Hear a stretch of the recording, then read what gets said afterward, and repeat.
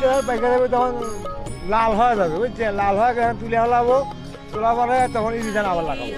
আচ্ছা, ইরি ধান কোনটা লাগাবেন? ইরি কোনটা লাগাবেন? 29 আছে, 28 আছে, আবার তার বাদে যে মিনিকেট আছে, সুগুলতা আছে। আচ্ছা আচ্ছা, বুঝছেন, এরা বিভিন্ন রকমের ধান আছে। সরিষা ক্ষেত এখানে কোন কোন মাসে হয়? শস্য মতো মনে করেন কার্তিক মাসের থেকে মনে করেন যে মাঘ মাস পর্যন্ত। মাঘ মাস পর্যন্ত। জি। আচ্ছা, আচ্ছা।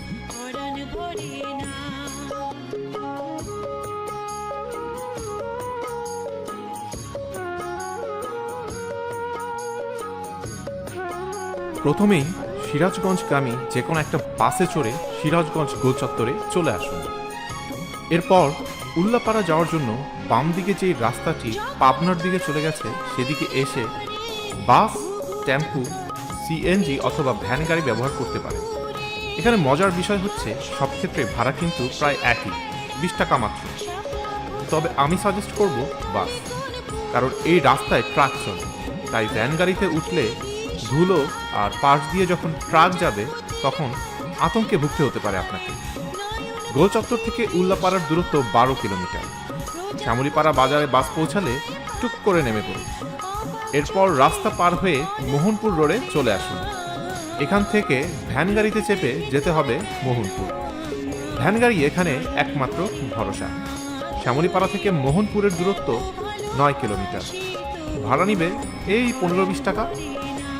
সুন্দর রাস্তা আর চারপাশের শোভা উপভোগ করতে করতে মোহনপুর কখন পৌঁছে যাবেন টেরই পাবেন না। তবে আবার কিন্তু ভ্যান গাড়িতে চড়তে হবে। এবারের গন্তব্য বড় পাঙ্গাসি। ভাড়া মাত্র 7 টাকা আর দূরত্ব 2 কিলোমিটার। তবে আপনি চাইলে সরাসরি শ্যামলীপাড়া থেকেও বড় পাঙ্গাসি ভ্যান গাড়িতে চড়ে চলে আসতে পারেন। সেক্ষেত্রে ভ্যান গাড়ি চালকের সঙ্গে ভাড়া আগেই ঠিক করে রাখা ভালো হবে। 30-35 টাকার বেশি কোনো মতেই দেবেন না।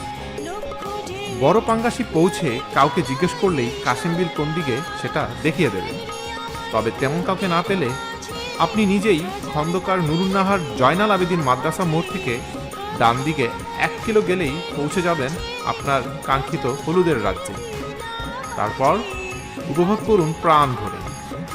তবে অতিরিক্ত উৎসাহী হয়ে যেন আবার সর্ষে ক্ষেত মারাবেন না। ছবি এবং ভিডিও তোলার জন্য যথেষ্ট জায়গা রয়েছে। আর যেহেতু আপনি সেখানকার অতিথি, কাজেই নিজ এলাকার সম্মান বজায় রাখার চেষ্টা করবেন। গরিব বাচ্চা আছে কিছু, চাইলে ওদের জন্য চকোলেট, চিপস ইত্যাদি নিয়ে যেতে পারেন।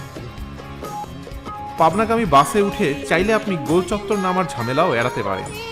তাহলে সরাসরি শ্যামলীপাড়া বাজারেই নামতে পারবেন।